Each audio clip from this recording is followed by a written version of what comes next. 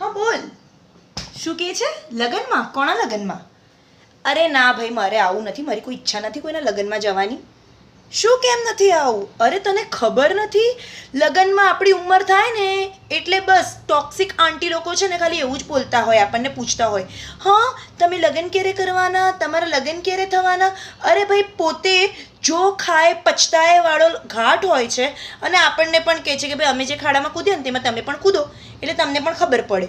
અને ભાઈ જે એજડ લોકો હોય ને તેની તો શું વાત કરું યાર. એ લોકો તો આપણને શું માને ખબર? જાને દીકરા મારા માટે જરા પાણીનો ગ્લાસ લઈ આવ, જાને દીકરા થાળીમાં શ્રીખંડ લઈ આવ.